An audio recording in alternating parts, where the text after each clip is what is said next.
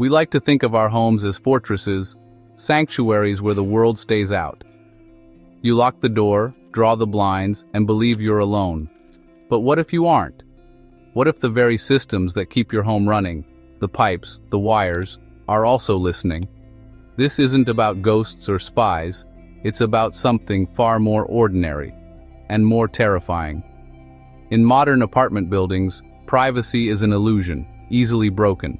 Our lives run on predictable routines. Wake up, shower, coffee, work, dinner, sleep. We assume no one else notices, but someone always has access. The landlord, the property manager, the superintendent.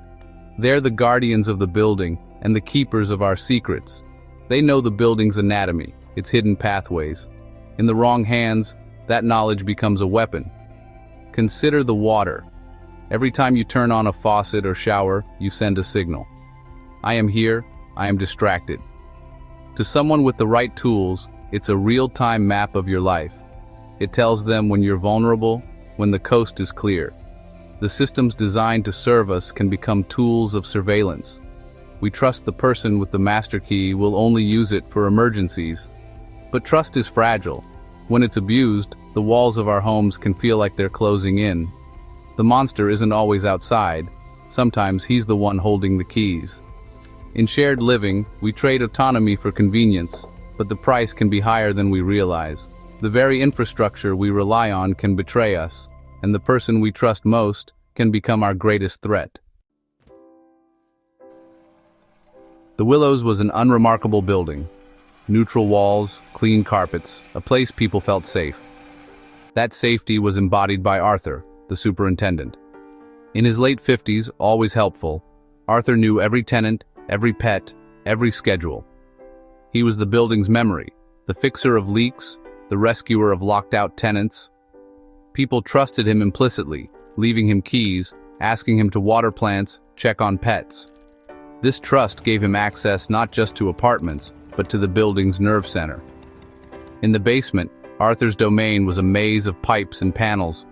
He'd installed digital submitters on every water line, supposedly to monitor leaks. Management praised his initiative, never questioning what else the data could reveal. And then there were the keys, a master key to every apartment. We hand over this power believing it's for emergencies only. For Arthur, it was a tool for intrusion. With his knowledge and the master key, he could walk through walls, enter and leave without a trace. He was the ghost in the machine, hiding behind the perfect facade of the friendly super.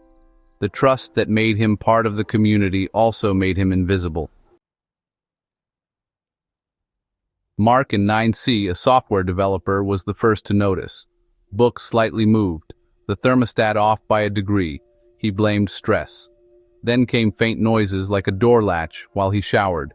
He dismissed it as the building settling. Sarah in 5A, a nurse, sensed she was being watched. She found a strange scent in her living room, a smudge on her laptop. She doubted her own memory, chalked it up to exhaustion. David in 12B, a meticulous lawyer, noticed his whiskey bottle was lower. He marked the level, left, and returned to find it had dropped.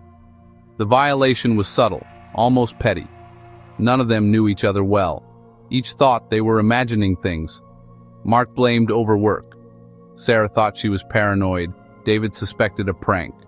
They were all experiencing the same quiet violation, suffering in isolation. The signs were too subtle to report. A moved book, a strange smell, a lower bottle. What would they say? My thermostat was adjusted? They questioned their own sanity while the man with the keys moved silently through their lives. The building's anonymity became a shield for the intruder. Each tenant was left alone with their doubts. The pattern was invisible until they started talking. The true danger was not just the intrusion, but the silence that allowed it.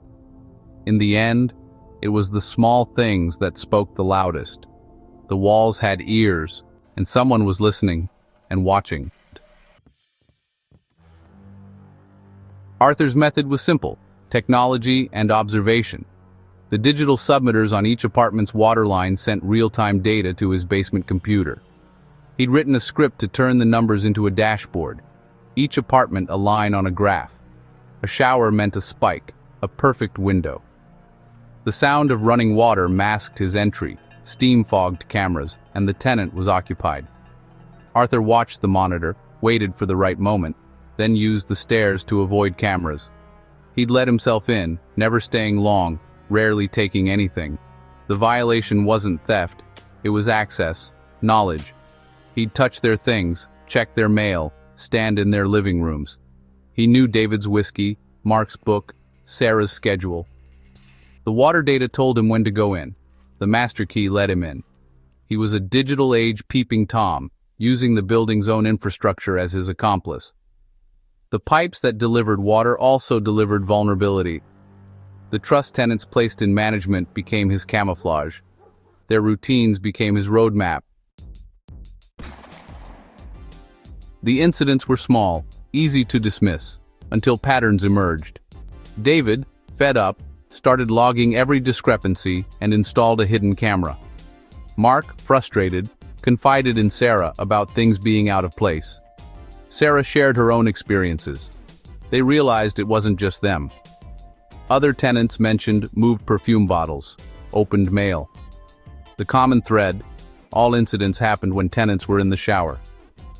David cross-referenced his log with shower times. The correlation was perfect. The feeling of being watched wasn't paranoia, it was real.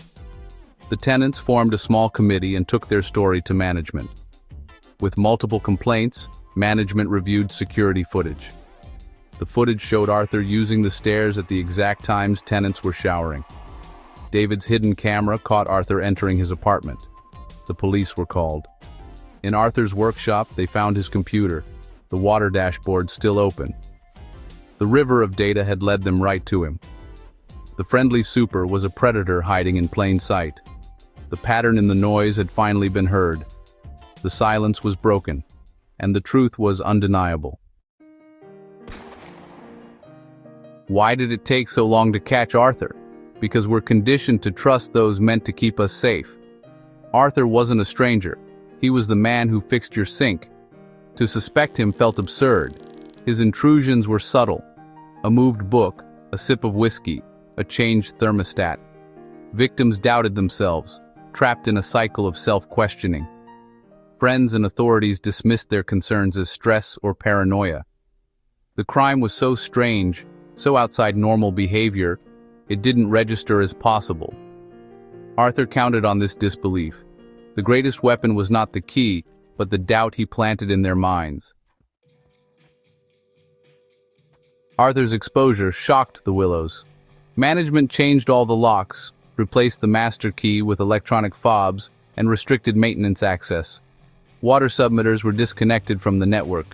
New protocols encouraged tenants to report even small suspicious incidents. The era of blind trust was over, replaced by vigilance.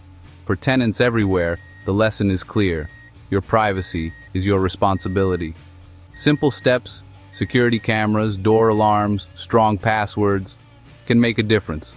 Be aware of the data your home generates. Trust should be earned, not given freely. Most importantly, talk to your neighbors. Isolation enabled Arthur. Communication ended him. Stay vigilant. Trust your gut. And remember, your home is your castle. You are its first and last line of defense.